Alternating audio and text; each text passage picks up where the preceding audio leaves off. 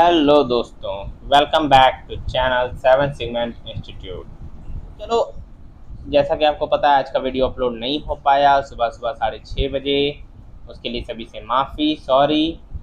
क्योंकि देखो, हुआ क्या कि कुछ रीजन ऐसे आ गए जिसके चलते आज का वीडियो अपलोड नहीं कर पाया, लेकिन कोई बात नहीं, शाम को अपलोड हो जाएगा। सुबह से फिर से वही प्रक्रिया चलेगी। ठीक है। तो 36 नंबर था बेल द कैट।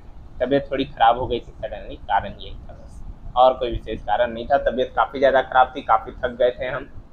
ठीक है। लेक्चर ले लेके तो वही थोड़ा रेस्ट हो गया था। कोई नहीं। 36 number bell the cat. Bell the cat का मतलब है जोखिम उठाना, मतलब taking first step at personal risk. देखो, फिर से वही नियम है, bell the cat. Bell the cat बोलते जाना है मेरे साथ, bell the cat, bell the cat. देखो, बेल द कैट का मतलब होता है जोखिम उठाना। देखो, बिल्ली के गले में घंटी कौन बांधेगी? तो जाहिर सी बात है, इंसानों की बात नहीं की जा रही है कि पकड़ के बांध दो, बात की जा रही थी चूहों की। चूहे बिल्ली की स्टोरी आपने लोगों ने सुनी होगी। इसमें होता ये है कि जो बिल्ली रहती है वो हमेशा आती थी, चूहे को पकड़ के खा जाती थी, चूहों को पकड़ने पता नहीं चलता था। तो बूढ़ा व्यक्ति जो था वो कहता है कि एक काम करो, बिल्ली के गले में घंटी बांध दो। जब वो कैटवॉक करते हुए आएगी तो हम सबको पता चल जाएगा, टन टन टन टन। लेकिन यहाँ पर क्या होता है, तो वही बात कही जा रही है, लेकिन सबसे बड़ी बात ये थी कि बिल्ली के गले में घंटी बांधेगा कौन? क्योंकि जो बांधने जाता वो उसे बिल्ली पकड़ के खा जाती। ऑब्वियस सी बात थी। तो बेल द कैट, जोखिम उठाना। Taking first step at personal risk, यानी अपने पर्सनल रिस्क पर कौन सबसे पहले जोखिम उठाएगा।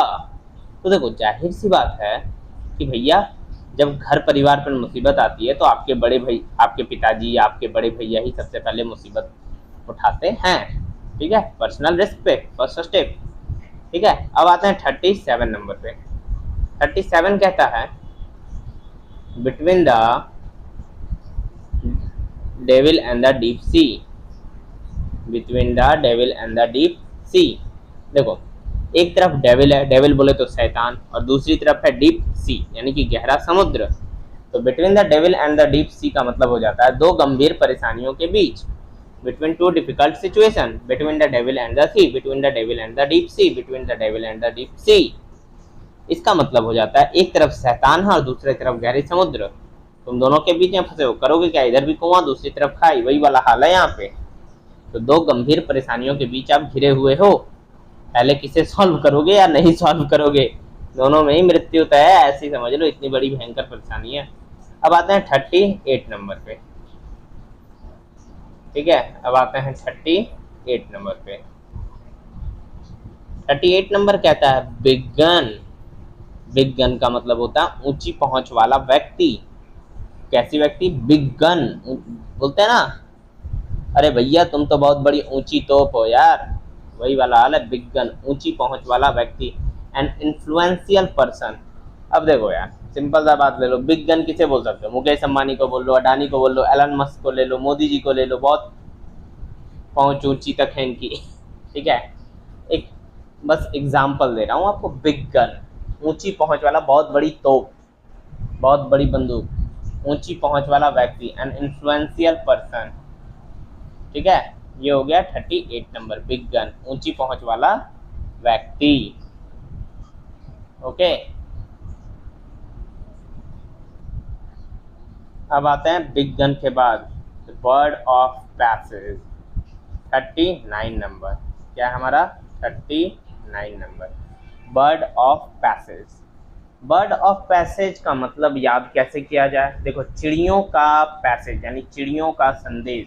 देखो, जाहिर सी बात है भैया, चिड़ियों का संदेश आप हमेशा तो लोगे नहीं, चिड़ियों से बात मैसेज पहुंचाओगे नहीं, यानी कभी कभार ही मैसेज पहुंचाओगे। यानी बर्ड ऑफ पैसेज का मतलब क्या हो गया? यदा कदा आने वाला। बर्ड ऑफ पैसेज का मतलब क्या हो गया? यदा कदा आने वाला।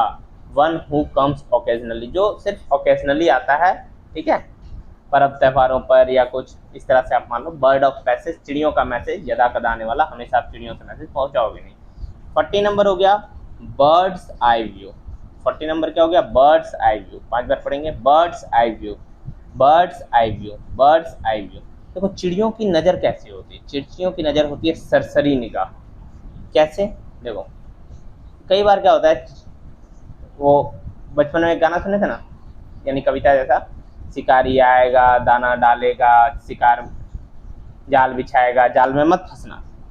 ठीक है, वही वाला हाल है।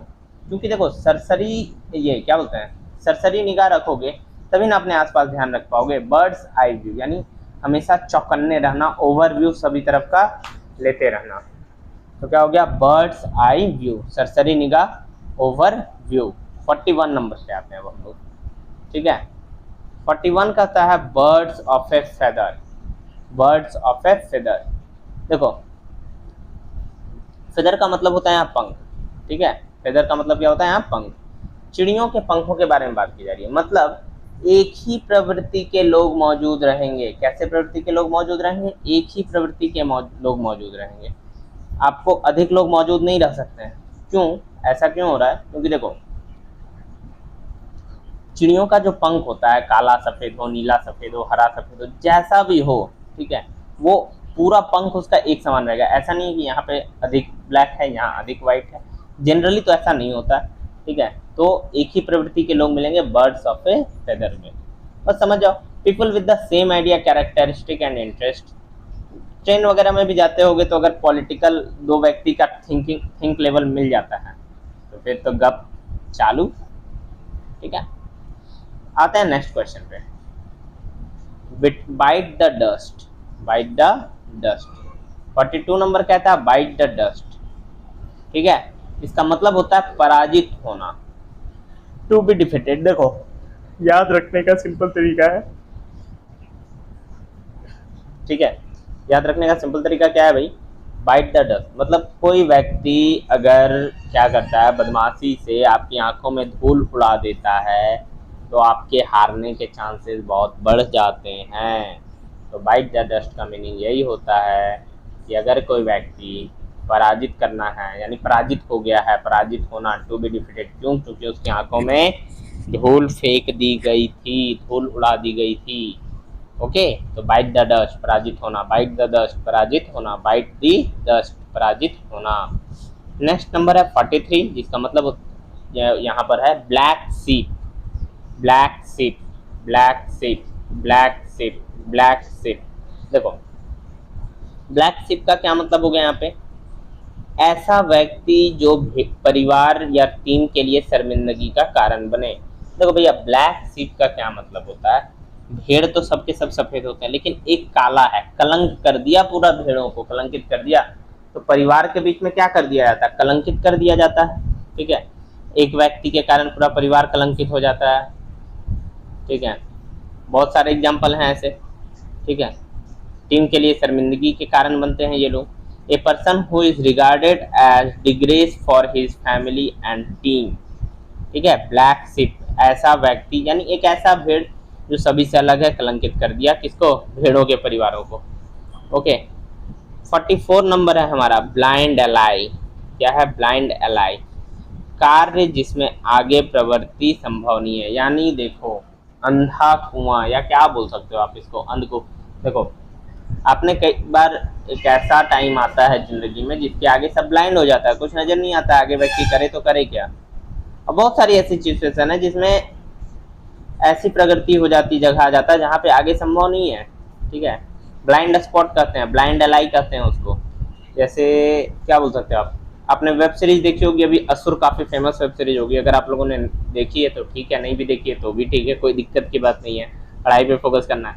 ब्लाइंड एलाई, कार्य जिसमें आगे प्रगति संभव नहीं है।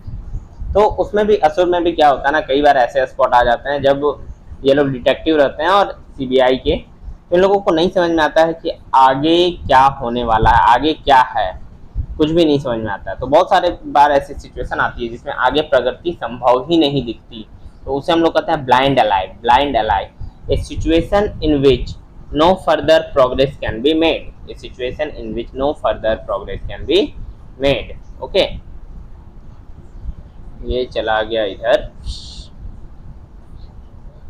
45 नंबर कहता है ब्लाइंड डेट। क्या कहता है, ब्लाइंड डेट। अब भैया आज की जनरेशन को अगर ब्लाइंड डेट का एग्जांपल समझाना पड़ जाए तो फिर तो चिल्लू भर पानी में डूब मरो यार, काहे पढ़ रहे हो।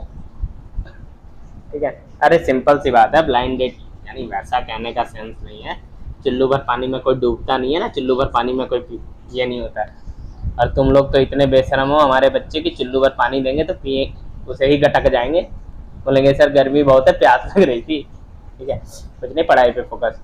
Blind date, blind date, blind date, किसी अनजान व्यक्ति से मिलना। A meeting between a girl and a boy who have not met before. A meeting between a girl and a boy, एक मीटिंग हो रही है किसके किसके बीच में, एक लड़कियों के बीच में और एक लड़के के बीच में। Who have not met before, कभी उन लोगों ने मिला नहीं, डायरेक्ट मिल रहे हैं, blind date.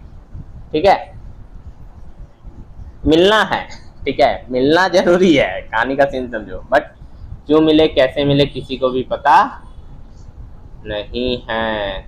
Okay,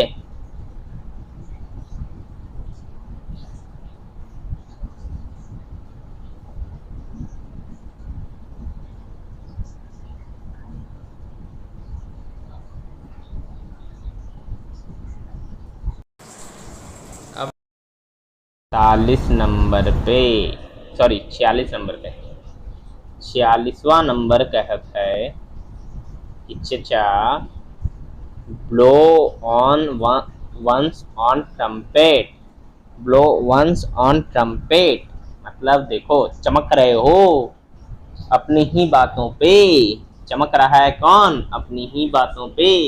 blow once on trumpet, blow once on trumpet, अपनी ही बातों पे खुश हुए जा रहे हैं, अपने मुंह मियाँ मिट्ठू बन रहे हैं। टू प्रेज वन सेल्फ, ठीक है।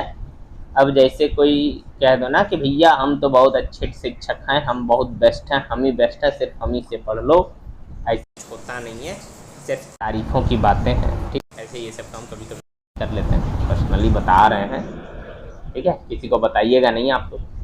ब्लो वंस ऑन ट्रम्प, ठीक है, अपने मुंह मियाँ मिट्टू बनना, टू प्रेज वन सेल्फ, ठीक है।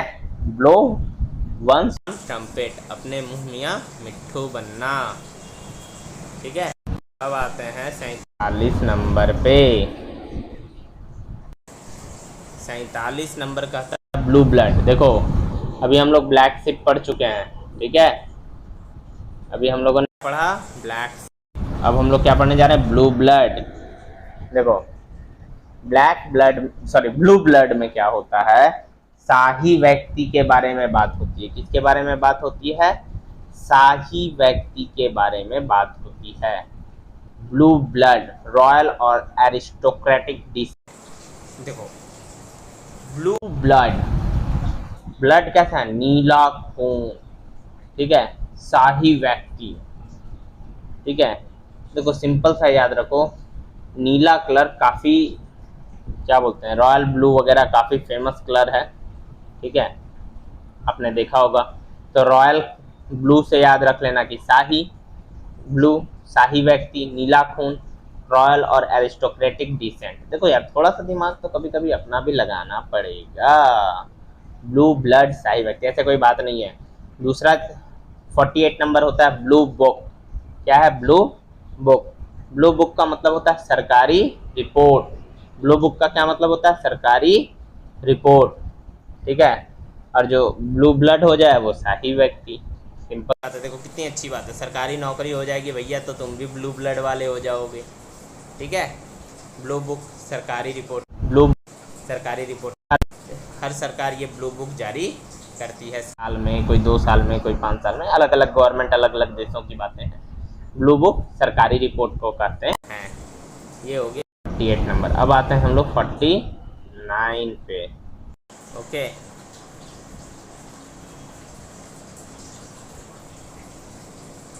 अब आते हैं हम लोग अपने नेक्स्ट वन पे, जो कि है 49 नंबर। 49 नंबर कहता है body and soul, body and soul, body and soul, body and soul, body and soul. भैया जिस्म भी दिया और आत्मा भी दी, यानी पूर्णतया समर्पण, बॉडी एंड सोल। हम भगवान के प्रति बॉडी एंड सोल दोनों देते हैं, कि हम अपना शरीर, तन मन धन सब कुछ देते हैं उन्हें, तो ठीक है।